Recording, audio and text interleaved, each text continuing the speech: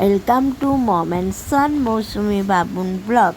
মৌসুমি বাবুন ব্লগের তরফ থেকে সবাইকে ভালোবাসা জানিয়ে আজকে একটা ব্লগ চালু করলাম। আজকে সকাল থেকে দেখো প্রচণ্ড বৃষ্টি হচ্ছে, আর ঝিরঝির করে মানে যেমন বৃষ্টি হচ্ছে তেমনি হাওয়া বইছে। তা সেই হাওয়ার মধ্যে দিয়ে আমি একটা ছোট্ট মানে বৃষ্টিতে ভিজতে কেনা ভালোবাসে বলো, আর সেই বৃষ্টিটা যখন মানে একটু চান করার সময় হয় তখন তা আরও বেশি মজা লাগে। আর ছোট থেকেই আমি বৃষ্টিতে খুবই ভিজতে ভালোবাসি। দেখো কীভাবে হাওয়া, বাইরে প্রচণ্ড হাওয়া বইছে, আর তেমনি হচ্ছে বৃষ্টি অঝোর নয়নে বৃষ্টি ঝরে চলেছে। কিন্তু হলে কী হবে, আজকেই বাবুনের হ্যাপি বার্থডে। আর হ্যাপি বার্থডে মানে কিছু মানে অনেক আয়োজন না করলেও ছোটোখাটোর ওপর দিয়ে তো একটা করতেই হবে, নাহলে বাচ্চাদের কি করে মন ভালো থাকবে বলো। তাই দেখো বাবুনের জন্য মিয়ামরা থেকে কেক নিয়ে আসা হয়েছিল। আর সেখানে দেখো মানে কিছু একটা ছোট অনুষ্ঠান করা হয়েছে। তা কিছুজন এসেছে, কিছুজন এখনো আসতে পারে না, কারণ বাইরে প্রচণ্ড বৃষ্টি হচ্ছে। আর সেই জন্য মানে অনেকক্ষণ অপেক্ষা করার পরে টাইম হয়ে যাচ্ছিল বলে, যার জন্য আমরা কেক কাটা অনুষ্ঠানটা চালু করে দিয়েছি। দেখো বাবুন এখন কেকটা কাটছে, আর সঙ্গেও দিদি আছে।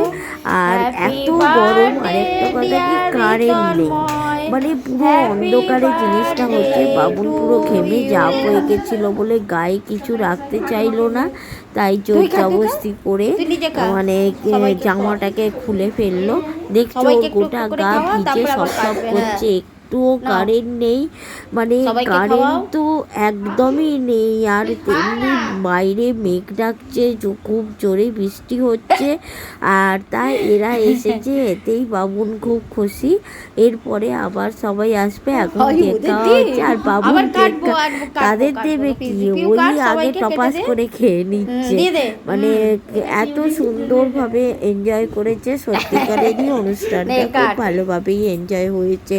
তা দেখো বাচ্চা ছেলেদের যখন জন্মদিনের কোনো অনুষ্ঠান হয় তখন বাচ্চারা না এলে সেই মানে অনুষ্ঠানটা যেন অনুষ্ঠান বলে মনে হয় না। অনেক আহামরি না হলেও ছোটোখাটোর মধ্য দিয়ে সবাই যে এনজয় করেছে, এটাই অনেক বড় কথা। দেখো সবাই এখানে দাঁড়িয়ে আছে, আর ও দিদি কেক কেটে সবাইকে দিচ্ছে। আর এই কেকটা সত্যিকারেরই এত ভালো ছিল, এত খেতে ভালো ছিল। আর ওদের দেবার পরেও তারপরে আমি আবার সবাইকে পাড়াতে দিয়ে এসেছিলাম কেক আর পায়েস, মিষ্টি অল্প অল্প করে, বেশি নয়, অল্প অল্প করে দিয়ে এসেছিলাম। আর দেখো সবাই এখন কেক খাচ্ছে। কেক খাবার পরে আমি আরেকটা আয়োজন করেছিলাম যে একটা ঠান্ডা কিছু হোক, আর সেই জন্য একটা মানে বড় মাজাও কিনে আনা হয়েছে।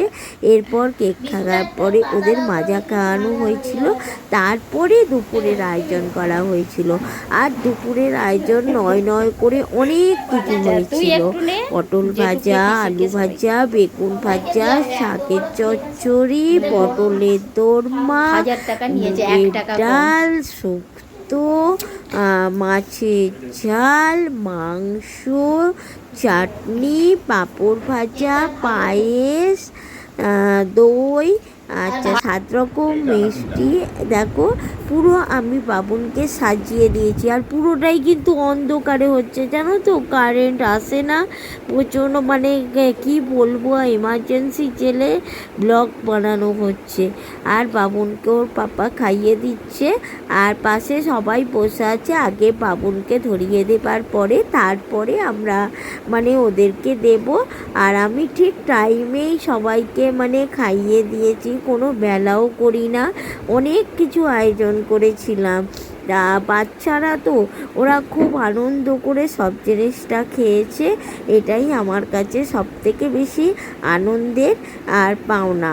কেন না আমার বাবুন সবসময় সবাইকে নিয়ে সব কিছু করতে ভালোবাসে, তা ওর মুখের দিকে তাকিয়েই, কারণ তোমরা সবাই জানো যে ও মানে কীরকম অবস্থা থেকে ওকে আমরা নিয়ে এসেছি, তাই ওর কোনো কথাই আমরা মানে ফেলতে পারি না। ও যেটা যখন চায় দেবার সাধ্য মতো দেবার চেষ্টা করি, যদিও এটা দেয়া মানে উচিত নয়, কিন্তু যেহেতু মানে বাবুনের মানে কন্ডিশন তোমাদের সবার জানা ছিল, তাই ওকে কোনো কষ্ট দিতে চাই না। দেখো আমি এবারে প্রত্যেকটা জিনিস একটু একটু করে একটা জায়গায় মাখিয়ে বাবুনকে খাওয়াচ্ছি। শুভরাত্রির, ভালো লাগলে অবশ্যই শেয়ার করো।